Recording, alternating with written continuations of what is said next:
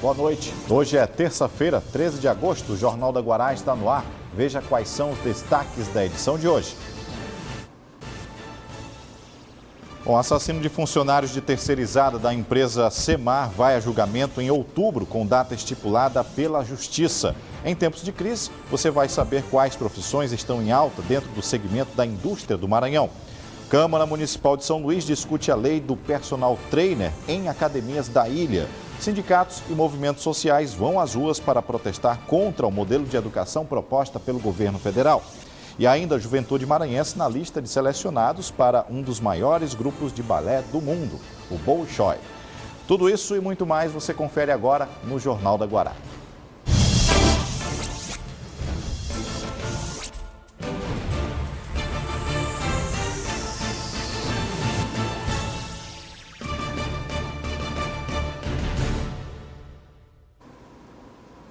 O Jornal da Guará de hoje fala sobre oportunidades, investir na carreira e estudar o que o futuro nos reserva. O mapa do trabalho industrial prevê que o Brasil deverá qualificar 10,5 milhões de trabalhadores em ocupações industriais nos níveis superior, técnico, qualificação profissional e aperfeiçoamento até 2023. Seja no curso de topografia, de construção civil ou no de produção de alimentos, os estudantes estão sempre em busca de qualificação, de olho no mercado de trabalho cada vez mais exigente. Ao iniciar o curso de panificação, Lígia já pensa em alçar voos ainda mais altos. O que me trouxe a fazer o curso de panificação foi por questão de oportunidade. No começo eu entrei não entendendo nada e eu trabalhava como cabeleireira. Hoje não, hoje já é uma paixão e pretendo fazer nutrição. A preparação dos alunos é feita não apenas para trabalhar na parte executiva da produção de alimentos. Aqui eles aprendem a trabalhar com controle, gestão e recebem informações importantes sobre empreendedorismo. São conhecimentos que tem uma tendência muito forte para o momento atual, e principalmente em relação às novas tendências de mercado, né? Pessoas buscando uma alimentação mais saudável, uma alimentação com isenção de aditivos químicos. Então, são técnicas aplicadas, desenvolvidas a esses alunos, né? Para que eles se tornem realmente profissionais com capacidade de adentrar o mercado de trabalho atual. O Serviço Nacional de Aprendizagem Industrial, SENAI, divulgou o mapa do trabalho 2019 e 2023, mostrando as profissões mais promissoras para os próximos anos. As áreas que vão precisar de mais formação profissional são transversais, metalmecânica, construção, logística e transporte, alimentos, informática, eletroeletrônica, energia e telecomunicações. Esse levantamento é importante para definir os cursos que serão oferecidos pela instituição. A gente está aqui falando de indústria 4.0, né? Então, o que está sendo demandado da indústria e a gente consegue no SENAI, né, fazer toda a parte de alinhamento com essa demanda. Os cursos têm cargas horárias diferenciadas, podendo ir desde turmas de aperfeiçoamento para profissionais que já trabalham na área de 40 horas até cursos técnicos com até 1.000 horas. Para facilitar o acesso aos cursos, a instituição também conta com unidades móveis. Nós possuímos, né, uma unidade móvel, 2 unidades móveis da área de panificação e confeitaria. Né? Essas unidades móveis, elas se deslocam, né, tem uma capilaridade enorme. E olha só, apesar do resultado de um relatório expedido pelo SENAC que aponta as profissões que estarão em alta em 2020, são todas dentro da área da tecnologia, existem profissões que exigem apenas habilidade manual e talento de quem a exerce. Traços delicados e ao mesmo tempo marcantes, que pelas mãos do artista, aos poucos formam um conjunto de frases criativas, cheias de originalidade e sentimentos. A ideia da técnica é brincar com diferentes formas de escrever. O lettering pode ser facilmente definido como a arte de desenhar letras e exige bastante habilidade. Para fazer um quadro como esse aqui, por exemplo, o Gerson precisou de aproximadamente 1 hora. Já esse texto, com licença, ele fez em aproximadamente 5 minutos. O próprio nome já fala, lettering, ou seja, vem de letras, é a arte em letras. Então é aquilo que você vai desafiar as letras, tanto como novas fontes, como os desenhos utilizando as próprias palavras, entendeu? Então é essa que podemos dizer que é o lettering, é a arte nas letras. As criações dependem do estilo de cada um.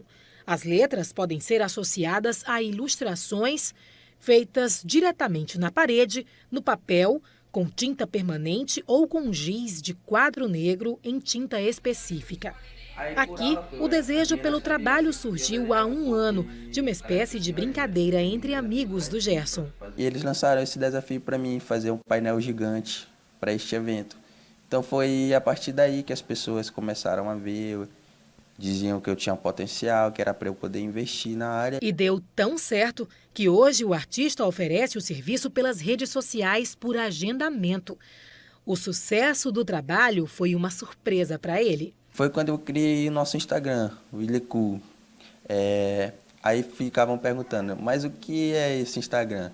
Bom, eu utilizei ele para divulgar algumas coisas que eu fazia, mas não só o meu trabalho em si para vender, mas também como uma forma de transmitir mensagem para as pessoas através de letras, de frases e também vender o meu trabalho. Formado pela Escola de Música do Maranhão, Gerson também toca em eventos e dá aulas de saxofone. Outra paixão do jovem artista, que tem como fonte de inspiração o amor pela ilha de São Luís.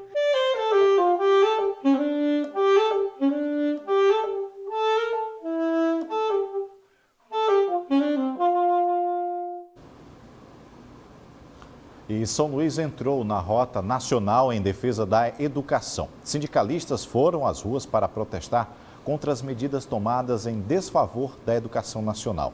Jairo Martins. A mobilização nacional acontece nas 27 capitais brasileiras e também em cidades do interior do país. O ato é em favor da educação e contra a reforma da Previdência. Aqui em São Luís, o ato teve ponto de concentração na Praça Deodoro. De lá, eles se deslocaram pelas principais ruas do centro da cidade até o centro histórico. As pautas de reivindicação têm, entre outros assuntos, os cortes recentes no orçamento do Ministério da Educação, promovidos pelo governo Bolsonaro. Universidades e institutos federais estão entre os mais afetados, mas a educação básica também está ameaçada. Um novo bloqueio no orçamento do MEC, no valor de R$ 348 milhões, divulgados neste mês, afetará também a compra e a distribuição de centenas de livros didáticos que atenderiam crianças do ensino fundamental de todo o país. Jairo Martins, para o Jornal da Guará. E a Justiça Estadual determinou a data para julgamento de um suspeito do assassinato de 2 funcionários de uma empresa terceirizada da SEMAR. Os funcionários foram mortos por terem cortado a energia da casa da namorada de Pablo Martins Silva, vulgo de menor. Fato que aconteceu em janeiro deste ano. A data estipulada pela Justiça foi o dia 3 de outubro para a sessão do Tribunal do Júri. Na época foram mortos sem chance de defesa João Vitor Melo e Francivaldo Carvalho da Silva. Pablo Martins foi preso em 22 de janeiro e permanece em Pedrinhas, aguardando o julgamento. Pablo Silva será representado por um defensor público na audiência. E uma grande operação da Polícia Civil realizada em 4 estados resultou em 49 mandados de prisão durante uma investigação contra a facção responsável por homicídios em série, que acontecia em Brasília, no Distrito Federal. A operação aconteceu no Maranhão, Piauí, Goiás e também no Distrito Federal. Lá, um advogado foi preso entre os suspeitos. Segundo o delegado, a facção cometeu mais de 30 homicídios lá na central, no Distrito Federal, e era comum os líderes dos grupos fugirem para outros estados para evitar a investigação. Nessa operação, além dos mandados de prisão, foram apreendidos drogas, armas e veículos. Suspeitos também tiveram suas contas bancárias bloqueadas. Bem, você vai ver ainda nesta edição, uma pesquisa da ANP revela que São Luís está com a gasolina das mais baratas da região Nordeste. Já no próximo bloco, vamos conversar com o deputado estadual, professor Marco Aurélio, sobre a retomada dos trabalhos na Casa Parlamentar. Agora são 6 horas e 40 minutos, a gente volta já.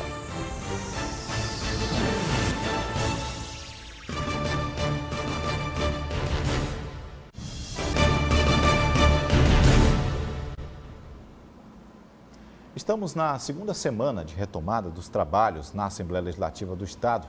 Segundo uma avaliação do atual presidente da Casa, este ano a produção legislativa no primeiro semestre, que em comparação aos anos de 2017 e 2018, praticamente dobrou, alcançando a marca de mais de 330 projetos de lei apreciados pela Casa.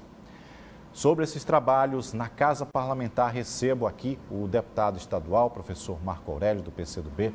Boa noite, professor Marco Aurélio, seja muito bem-vindo. Boa noite, Hugo. Boa noite a todos. Muito obrigado pela oportunidade. Retomada desses trabalhos, existe sempre a expectativa tanto da classe política, os deputados, em como proceder aí às dificuldades que a gente enfrenta, mas também do povo maranhense que aguarda muito desse resultado. Essa retomada, com grandes discussões já vem matérias para serem apreciadas, por exemplo, de Brasília, com essa aprovação ou não dessa reforma da Previdência, que pode refletir em nosso Estado.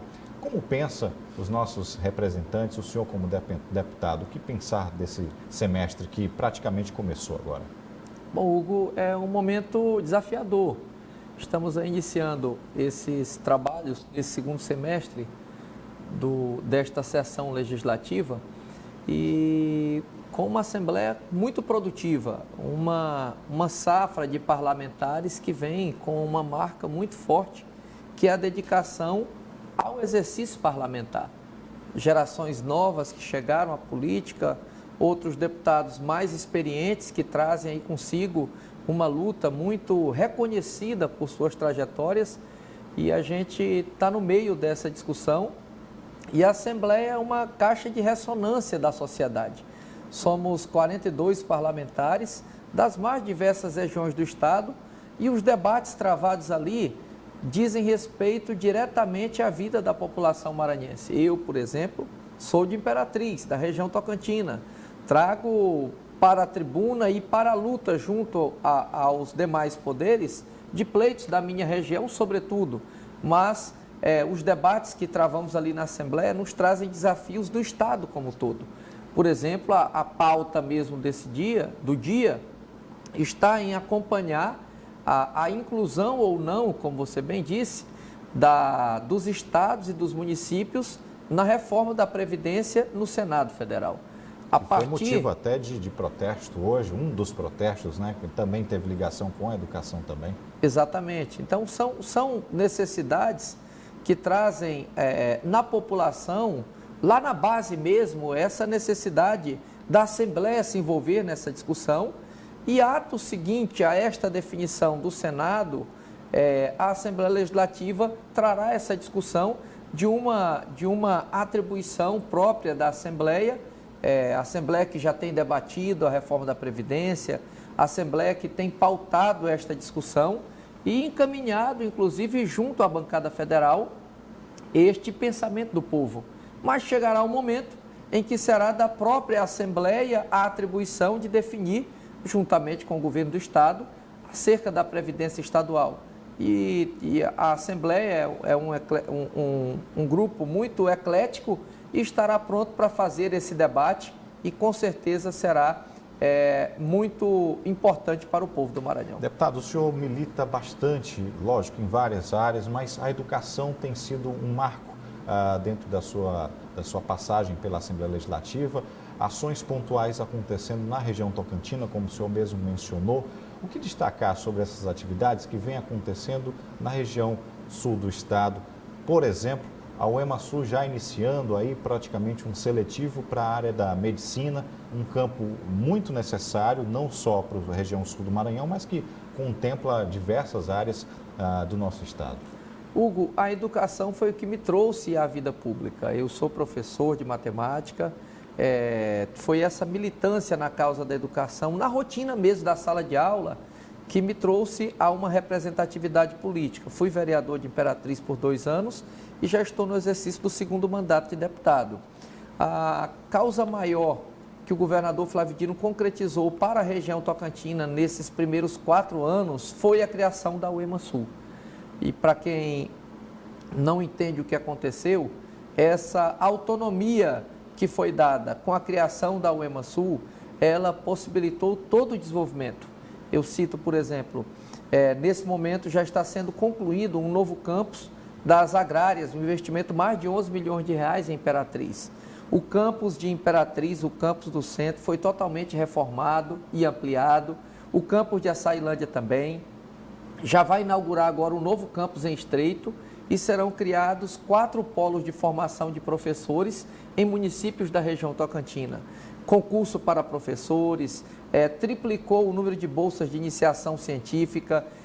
Agora, nós temos a realidade da criação do curso de medicina, cujo vestibular do final do ano agora da UEMA, que também encampa a UEMA Sul, vestibular ainda não desmembrou, já consta 40 vagas para medicina em Imperatriz. E isto é muito importante. No segundo semestre do ano que vem, já começarão as aulas para medicina. Os reflexos são enormes na área econômica, na realidade social da cidade. Isso renova a esperança do nosso jovem, porque hoje você vê a transformação da rede estadual, tanto com ensino em tempo integral, como da melhoria da rede da SEDUC como um todo. É muito importante ter o aluno motivado, criar as condições para que o aluno no ensino médio se sinta preparado para continuar o estudo. Mas, de repente, se não abrir cada vez mais as portas da universidade, você fomenta uma concorrência sem alargar as portas da universidade. Aí você coloca aqui, bom, sobrevive o melhor daqui. Mas quando você cria as condições, dá as ferramentas e, ao mesmo tempo, abre mais vagas, cria mais oportunidades, aí é algo que, de fato, você cria condições para que o jovem tenha oportunidades para seguir cada vez mais além. Deputado, nós estamos em véspera praticamente, no ano que vem já começam as discussões sobre as eleições municipais. O seu nome já aparece como um dos pretensos candidatos à Prefeitura Municipal de Imperatriz. O que falar sobre esse tema? É a realidade? O nome está colocado e aceito?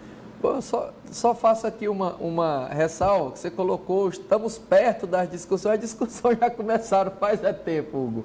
Quando termina a eleição, no outro dia a pauta automaticamente as pessoas trazem esse debate. E Imperatriz é uma cidade muito participativa e não uma cidade grande, para quem eu entendo muito bem o comportamento da nossa cidade Imperatriz, que eu chamo de capital, a nossa capital. Um povo totalmente participativo, que acompanha, que cria os seus conceitos, mas que não necessariamente vai num comício ou numa caminhada de algum político. Ele acompanha a rotina, a produtividade e cria um conceito. E Imperatriz é uma cidade que não adianta a pessoa ir com uma estrutura política ou financeira grande se não tiver um trabalho a ser mostrado, uma condição de dialogar cara a cara com as pessoas. Eu tive o privilégio de, em quase todas as eleições que disputei, ser o mais votado de Imperatriz. Em 2010, que eu disputei para deputado e não fui eleito, eu já fui ali o segundo mais votado. Aí, em 2012, fui vereador mais votado, 2014, o deputado mais votado da cidade. Agora, em 2018, também. Eu sou muito grato a Deus e ao nosso povo. Imperatriz me fez um líder. Porque e essa experiência pode contar como sendo um nome para disputar essa eleição? É uma discussão que ela está sendo construída. Eu não gosto de candidatura imposta, eu gosto de algo construído, de forma natural. Eu sou muito de absorver as manifestações das pessoas, sobretudo as pessoas mais simples, que são as pessoas a quem eu mais me dedico. E isso eu tenho pontuado, graças a Deus, muito bem nas pesquisas. O meu partido já sinaliza para o lançamento da nossa pré-candidatura, mas eu quero que venha de uma maneira muito natural, de uma maneira a ser construída com os partidos políticos, porque eu gosto muito de fazer política afirmando a política e não negando, porque hoje, no momento em que vivemos, há muito apelo para personagens. Um personagem que consegue traduzir algo que alguém queira ouvir e de repente dá uma de um outsider e aquilo tem um apelo. mas depois, na hora de governar, se governa com a política. Verdade. Nós precisamos fazer política afirmando a política. Então, se o meu partido definir o grupo político ao qual pertenço, que é o grupo do governador Flávio Dino, eu acho que nós temos condições, sim, de levarmos um bom debate à cidade, a partir da experiência que nós temos, construirmos um plano de governo forte e que seja execuível e que a gente possa estar apresentando algo muito importante para a cidade. Professor Marco Aurélio, deputado estadual do PCdoB, nosso muito obrigado. E a gente vai acompanhar o seu trabalho na Assembleia Legislativa e também aí nas discussões das eleições municipais. Muito obrigado. Eu que agradeço. Boa noite a todos. Bom, agora vamos seguir com as informações da política, falando agora sobre os trabalhos na Câmara Municipal aqui de São Luís, onde a discussão gira em torno de uma lei que disciplina a figura do profissional de educação física como personal trainer dentro das academias. No plenário da Casa, poucos vereadores e debates sobre problemas de infraestrutura da cidade. Nos bastidores, o assunto era a decisão judicial que suspendeu a lei do personal criada pelo vereador Paulo Victor, que garante aos profissionais de educação física o direito de acompanhar o treino dos alunos nas academias sem a necessidade de pagamento de taxas aos estabelecimentos comerciais que já recebem as mensalidades dos clientes. Na verdade, foi uma surpresa para mim e desde então começamos a batalhar e reunir provas constitucionais para o agravo que será interpelado pela Procuradoria Municipal do município no decorrer desta semana. Digo à classe dos personagens, à classe dos educadores físicos, que não paramos nem um segundo. A Câmara Municipal, por ter aprovado, por ter promulgado esta lei que virou, esse projeto que virou lei, tem como missão ir até o fim. Na tarde desta terça-feira, o parlamentar foi recebido pelo procurador-chefe do Ministério Público do Trabalho. A questão já foi decidida pela Câmara, né? Então já está a par do município entrar com um agravo através de sua Procuradoria Municipal para agravar tal decisão. Então o município é a parte interessada. A Câmara Municipal tem total interesse porque é uma lei que funcionou, na verdade funciona ainda para as outras academias. Foram só 2 academias da cidade que ganharam esta decisão judicial liminar, né? E não vale para as outras academias. Bom, e a Câmara Municipal deve votar a Lei Orçamentária Anual, a LOA. Mas antes de votar, a Prefeitura de São Luís está convidando aí a população a participar da consulta pública, com o objetivo de colher propostas dos cidadãos que servirão de subsídio ao planejamento do próximo ano. O método será online, será realizado até o dia 15 de agosto. Bem, e vamos falar sobre algumas mudanças nos partidos aqui no Maranhão. Por isso a gente vai aqui para a tela, falando dos prefeitos aqui de Santa Rita, Hilton Gonçalo, Fernanda Gonçalo, que é prefeita de Bacabeira, e também Iriane Gonçalo, prefeita de Pastos Bons. Eles comunicaram hoje a desfiliação do partido Avante. A sigla agora ficará sob o comando do deputado federal Josimar de Maranhãozinho, do PL, que indicou para assumir a presidência do partido Avante no Maranhão a advogada Fabiana Vilar, atual secretária de Estado da Agricultura, Pesca e Abastecimento, a Sagrima. Bom, vale destacar que a família Gonçalo é um dos grupos políticos mais fortes e atuantes no Maranhão. Além do trio de prefeitos, devem deixar também o Avante o deputado estadual Ariston e a suplente de deputado federal Elizabeth Gonçalo. Agora, seguindo, veja outros destaques desta terça-feira, é o nosso Giro de Notícias.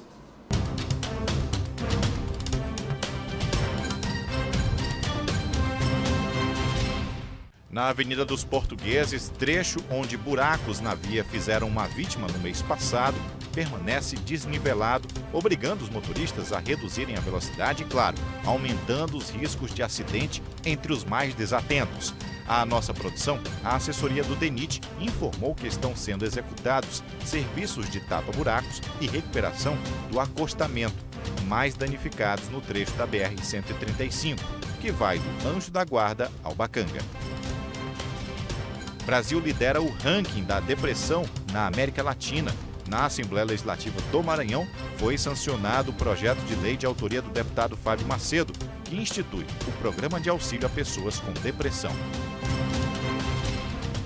Quem quiser contribuir para a construção do programa Futurice tem até às 23 horas e 59 minutos do dia 15 de agosto para enviar as sugestões.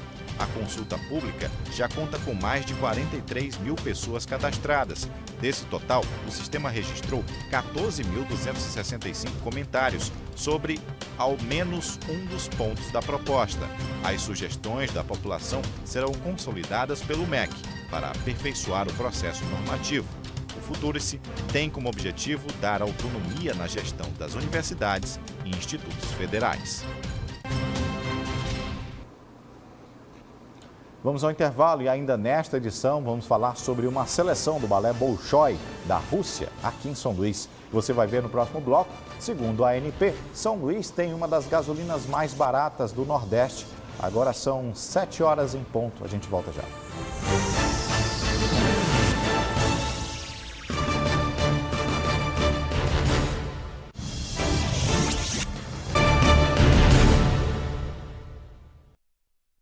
Oportunidade para renegociar as dívidas com a Caixa Econômica Federal? A instituição está com um caminhão na Praça Maria Aragão. As possibilidades de negociação vão de 40% a 90% de desconto. Nome limpo na praça, nada melhor que isso. O caminhão da Caixa estacionado na Praça Maria Aragão é a esperança para quem está em dívidas com o banco. Vale a pena até enfrentar a fila, no sol ou até na chuva. Ninguém quer ficar inadimplente, eu acho que vale a pena ficar nesse sol, nessa chuvinha que já começou a chuviscar, né? Acho que vale a pena sim. A intenção, como diz a campanha, é tirar o cliente do vermelho e colocar no azul, com o nome limpinho e sem transtornos. Há a possibilidade de conseguir abatimento entre 40% e 90%. Olha que bom negócio fez o seu José. Estava em 9.600 uma fraçãozinha, aí ficou em 1.325, mas também não parcelou, é só uma parcela, certo? À vista, não parcelou de jeito nenhum, eu queria parcelamento de 2 vezes, mas não deu. Mas foi satisfatório? Foi demais. E a oportunidade também chegou para quem tem atraso no pagamento de crédito habitacional. A gente também tem, na oportunidade, a gente trouxe uma outra carteira, que é a carteira habitacional, com uma base de clientes que estavam já numa fase de atraso tão avançada que já foram, inclusive, intimados pelo cartório, né? Então, assim, para viabilizar e oportunizar esse cliente uma alternativa negocial, nós também estamos chamando ele para cá, nós enviamos cartinha, SMS, WhatsApp, e-mail, mas pode ser que ele esteja aqui nos ouvindo. Se a dívida dele habitacional se enquadrar a essa característica, pode nos procurar, que nós temos uma alternativa negocial para ele também. Para quem se encaixa nos critérios de negociação de dívidas junto à Caixa Econômica Federal e não pode comparecer aqui na unidade móvel até sexta-feira, calma que dá tempo, a campanha segue até o dia 22 de agosto. Existem outros canais de atendimento ao cliente, como por meio do site caixa.gov.br/você no azul ou pelo telefone 0800 e até nas redes sociais. Olha, o trabalhador já pode consultar FGTS e cotas do PIS em site e aplicativos da Caixa Econômica Federal. Por meio dessa ferramenta, o trabalhador poderá verificar o valor a receber e a data prevista para o saque imediato do FGTS, assim como outras informações. Vale destacar que a Caixa Econômica lançou essa nova versão do app FGTS disponível para download nas lojas App Store e também no Google Play. Em caso de dúvida, os interessados ainda podem ligar para a central de atendimento criada exclusivamente para fornecer informações sobre o saque imediato. O telefone é 0800 724 2019. Bem, olha, e se você não gosta do valor comercializado na gasolina aqui em São Luís, é bom rever seus conceitos. Mesmo com um preço exorbitante, de média de R$ 4,27, São Luís está entre as 3 cidades com o melhor preço da região Nordeste. O levantamento foi publicado pela Agência Nacional do Petróleo, Gás Natural e Biocombustíveis, a ANP, apontando São Luís como a 3ª gasolina mais barata da região Nordeste, atrás apenas de Recife e Aracaju.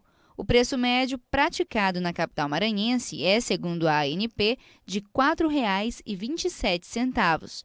Entre as capitais nordestinas, Fortaleza possui a gasolina mais cara. Segundo a ANP, o preço médio cobrado nos postos da capital cearense é de R$ 4,56. Maceió aparece como a segunda mais cara, com R$ 4,51, seguida de Salvador, com R$ 4,50. A pesquisa foi realizada entre os dias 4 e 10 de agosto.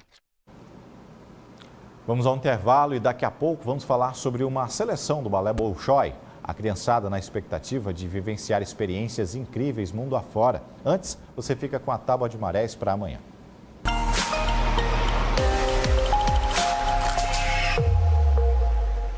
Pela apresentação do gráfico, a primeira baixa-mar será meia-noite e 1 minuto, com 1,1 metro.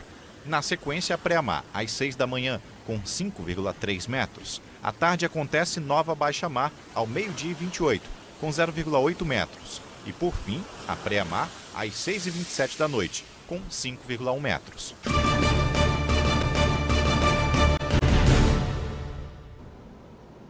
Olha, o Dia dos Pais já passou, mas nunca é tarde para dar aquele puxão de orelha no seu papai, para que ele busque uma avaliação médica. Cuide da saúde. Os homens são os que menos procuram atendimento médico. E isso acarreta em sérios problemas na idade avançada, com descoberta de doenças que poderiam ser evitadas. O silêncio dos corredores deste hospital foi rompido pelo som do violino. Uma justa homenagem para o Dia dos Pais a quem, por motivos de saúde, não pôde compartilhar desse dia tão importante em casa ao lado da família. E o repertório era escolhido pelos próprios pacientes. A gente chega com muita gentileza, né, nos apartamentos e pergunta para o paciente se ele quer ouvir alguma música. E aí, se tiver no meu repertório, né, também tem isso, né? A gente toca para ele. Neste leito, a homenagem ganhou um tom ainda mais especial, já que a filha aproveitou o som do violino para cantar para o pai.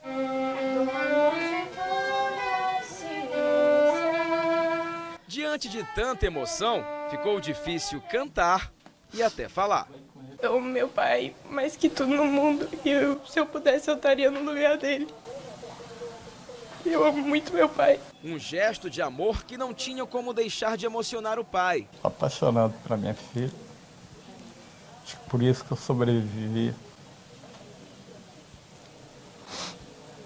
A paixão é recíproca. Para minha filha, para minha família. A generosidade do seu Antônio Neto foi tão grande que ele decidiu compartilhar a homenagem que recebeu da filha. Ele pediu que ela cantasse também para outros pais que, assim como ele, estavam internados aqui nesse hospital. Atitude que surpreendeu e emocionou a todos que estavam ao redor. Foi inesperado, né? Eu tô aqui internado, fiz uma cirurgia e é sempre bom a gente receber um pouco da palavra de Deus, né?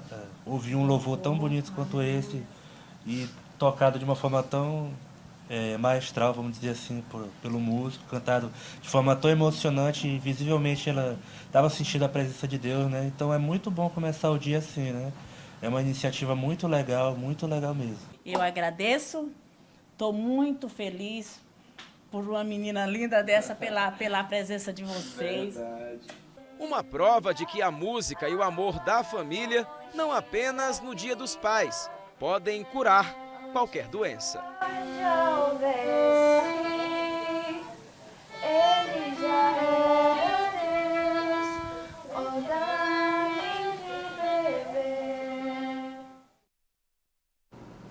Vamos seguir agora falando de arte. São Luís fez parte do seletivo de uma das maiores escolas de balé do mundo, o Corpo de Balé, Balé Bolshoi. Fez um crivo de talentos maranhenses para brilharem mundo afora. Isabela, Taylor e Kiara têm muitas coisas em comum. Bom, além da timidez na hora da entrevista, esses 3 jovens têm paixão pelo balé e recentemente foram selecionados para a seleção nacional que escolhe o corpo de bailarinos do Balé Bolshoi. A última fase será em outubro, em Porto Alegre. E tão jovens e já passando por essa experiência, é lógico que fortalece aquela vontade de serem bailarinos profissionais. Eu gosto do balé, eu quero ser uma bailarina profissional. É porque eu gosto muito de dançar e é meu sonho dançar na escola Bolshoi. O seu sonho é ser um bailarino profissional. Uhum. Bom, você já passou na primeira seletiva e agora tem mais uma etapa. Como é que você está se preparando? E como é que está o nervosismo para controlar essa ansiedade? O nervosismo está só um pouco. E eu vou passar esse teste do Bolshoi. A Kiara tem 9 anos, é a idade limite para fazer parte da Seleção Nacional do Balé Bolshoi. Bom, a timidez dela na hora da entrevista passa longe quando ela vai dançar. Eu achei uma paixão. O balé é a sua paixão? Você sonha em ser uma bailarina profissional? Sonho. A seleção regional do Balé Bolshoi teve mais de 100 inscritos, mas apenas 18 bailarinos de São Luís foram escolhidos para a fase nacional e 7 deles fazem parte dessa turminha, que é do projeto Núcleo Arte e Educação do Teatro Arthur Azevedo. É na ponta do pé que esses jovens já começam a construir sonhos. Para quem deseja ser um bailarino profissional, começar cedo faz toda a diferença. É na cidade que eles já começam a potencializar a postura, a flexibilidade e o principal, é desde muito cedo que eles começam a ter disciplina e muita força de vontade. O balé tem essa característica, né? O balé clássico. Se você quer seguir carreira, é essencial que você comece bem cedo, né? Tipo, quando o seu corpo começa a se formar na adolescência, você já está com a musculatura mais ou menos trabalhada para o que o balé precisa, né? Então, nessa faixa etária, eles entram a partir de 8 anos aqui no teatro. Nessa turma especificamente tem até os 11 anos, né? Então, a gente trabalha, como eu te falei, essa parte de iniciação, né? Trabalha muita flexibilidade, trabalha a coordenação motora também, e essa parte mais de... Na verdade, a conscientização a gente tem que começar mesmo desde cedo, né? A criança se conscientizar do que é o papel do bailarino, do que o artista, né, está no palco, de qual o papel dele, para não ficar aquela arte só egocêntrica, né? Só é para mim, eu sou o centro e a plateia é um simples, né, admirador do que eu faço. Não é bem isso, né? A gente precisa se comunicar com a plateia, e isso eu começo desde cedo com eles, para eles terem esse entendimento, né? Eu me sinto muito feliz de ter, né, eles 3 conseguido, é um teste só de aptidão nessa faixa etária, né? Eles procuram um tipo específico, um físico específico, e eles encontraram eles 3, né? E vamos ver em outubro como é que eles vão se sair lá em Joinville. Eu espero que eles entrem na escola, que eles sigam carreira, que eles sejam grandes bailarinos. Nessa sala, as aulas são de graça e o projeto social conta com a realização de 6 cursos. Esse projeto é um projeto em parceria com a Secretaria de Cultura e a Secretaria de Educação, e que acontece manhã, tarde e noite, e é de muita importância para a gente, porque a gente consegue trazer crianças de vários bairros de São Luís, né, e dar essa oportunidade para que elas possam ter aula gratuitamente na área de dança, música e teatro. É uma coisa altamente gratificante, e a gente sabe da importância que tem para a vida dessas crianças, a arte, como a possibilidade de elas terem aqui aprendendo um estilo artístico, uma modalidade artística, né?